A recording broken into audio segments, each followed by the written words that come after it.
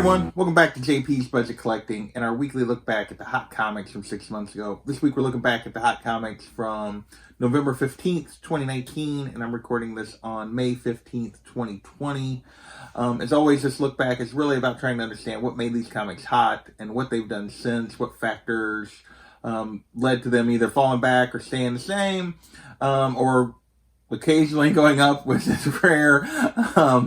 So, without further ado, let's get into this week's list. First up is Coyote number 11. This is the first professional work by Todd McFarlane. He didn't do the Coyote story. He did the secondary story in this book with the Scorpio Rose. And this spiked because of they speculated at least, because of the signing he was doing with CGC. People were trying to get like his first work signed with this private signing. It was a good chance to do that.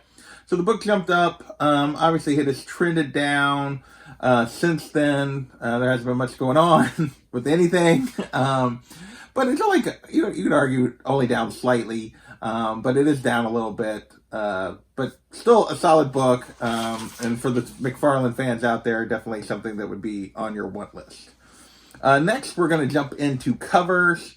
And first up is Throng number 1, the John Tyler Christopher action figure variant. Not sure exactly why this one jumped up. It's kind of a cool cover. There was spec at the time. I think there's been some spec that maybe they would bring Throng back in some manner on Disney Plus or something like that, but nothing really solid. But it jumped up and, well, it's back down. It really, not sure what caused it to spike for sure, other than it was a cool cover, and it just it has not maintained anything. Number 3 on our list this week is Marvel Action SpiderMan number 11, the John Boy Myers 1 in 10. As you guys may know, the previous couple weeks ago, we had the number 10 of this series, the 1 in 10 by the same artist that spiked and still was doing pretty well. So this one jumped right out of the gate. People were chasing it because they chased the other one, and yeah, it's not. It's down. Still going for more than ratio, but not near what it was going for when it jumped out. There's been no slab sales of this one yet. People are asking like $100 for night 8. People aren't willing to pay it. So yeah, this one is definitely down. Next, we have another cover, Spawn 301, the Alex Ross sketch variant. This was limited to 666 copies, I believe, is what I found. Initial buy-in on this was like $30, and it jumped way up out of the gate. And like every book we've talked about so far, it's down. And it's dropped back. Still got some value, but not nearly what it was going for. And the slab sale you see there is the only one that has been sold. Next, at our 5th book on the list, and our last hot cover, is Morbius number 1, the In-Hyuk Lee 1 in 50 variant. And they put this on the list because it was going for ratio or slightly above.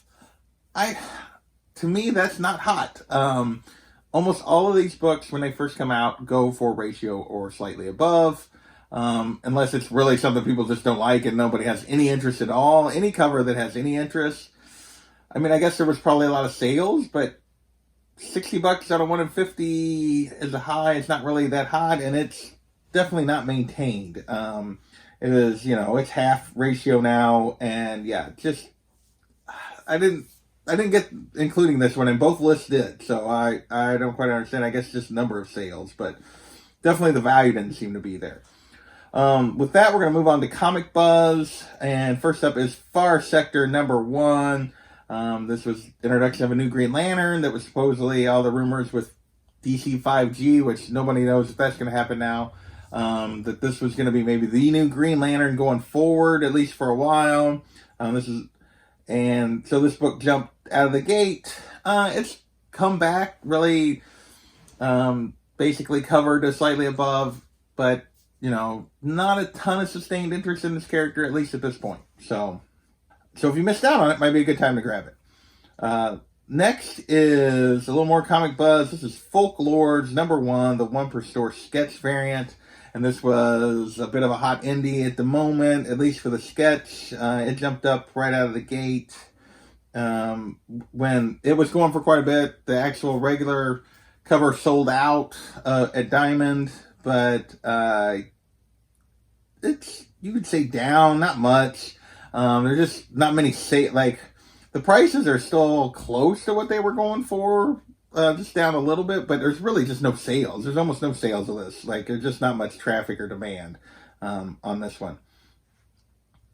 Next is the last of our comic buzz, and that is DC first issue special number 5, Manhunter, the first appearance of Mark Shaw, and this had everything to do with him being revealed as Leviathan as part of this long-running event, and they hid Leviathan for all this time, and it turned out to be this guy. So the book sort of jumped. I guess there was people buying it. It didn't really jump much in price. And now it's, there's no traffic or buzz or anything with this. The Leviathan thing didn't have a huge audience, I don't feel like, anyway. I never really heard anybody talking about it. And didn't hold.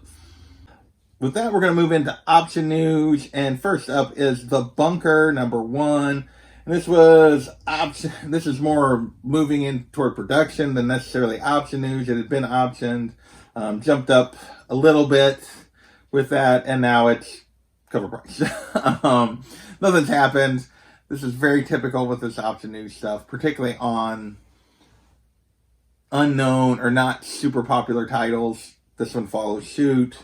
We're going to move on to another option news, and that is the Dunwich Horror.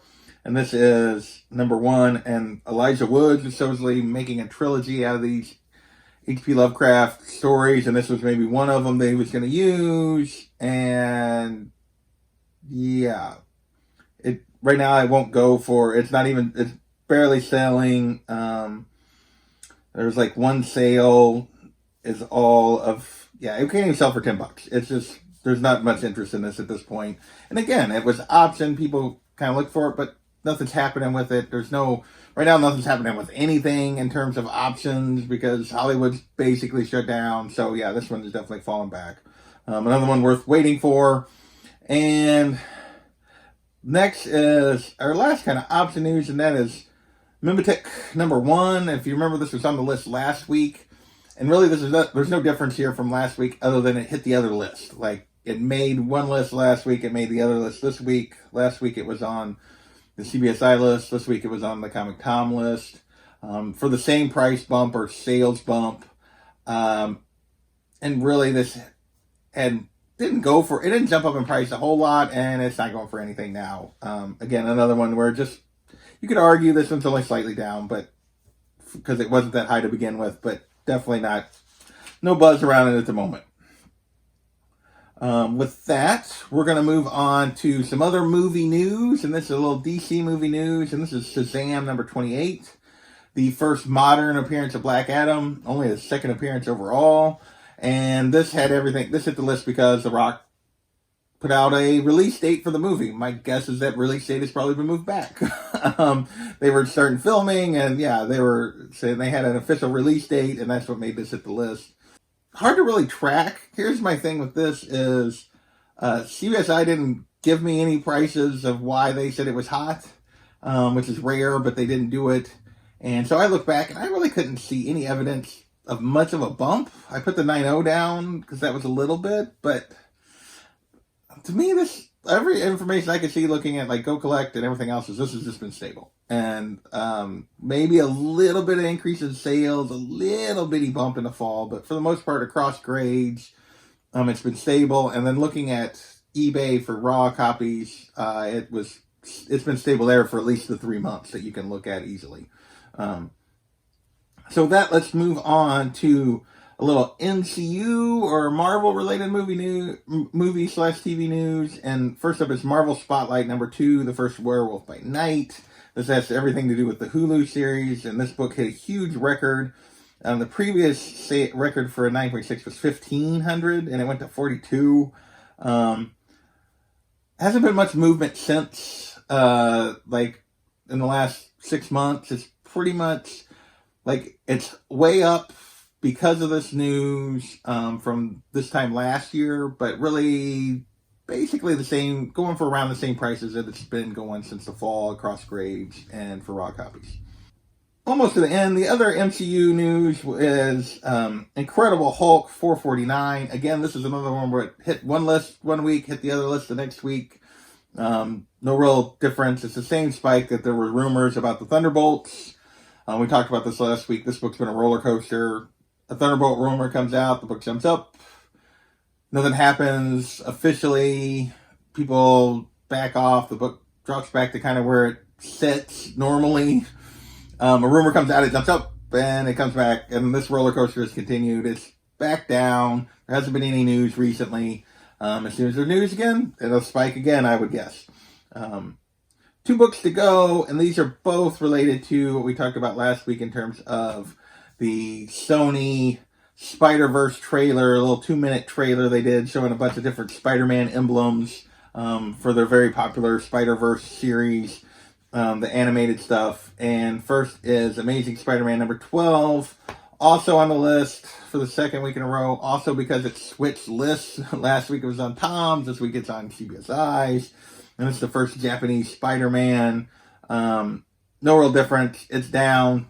Not really much interest in this character right now because we're still like 2 years away from this animated thing. And that's without all the COVID delays. So we'll see.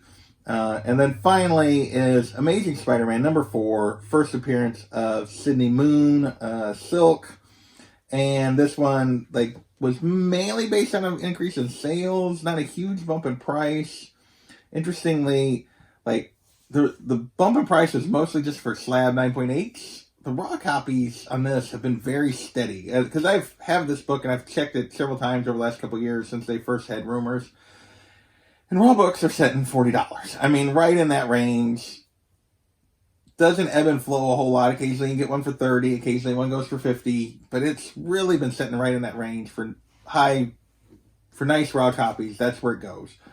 The 9.8s have basically varied between 100 and 200, which is what's happened here, depending on what level of news is going on. So that's this week's list. As you can see, we were down. We had a few books toward the end that were stable. Nothing really increased this week.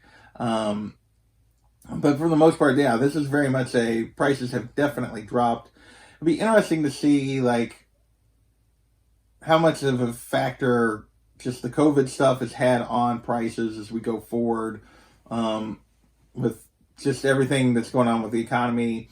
I haven't felt like I've noticed, at least at the books I typically follow, a lot of drop-off in value just because of people aren't buying, but I have a feeling that probably is happening. My guess is there's deals to be had right now if you can afford it, but you should only be doing that if you can afford it. So with that, that is this week's list. I want to thank you guys for watching, and we'll catch you next time.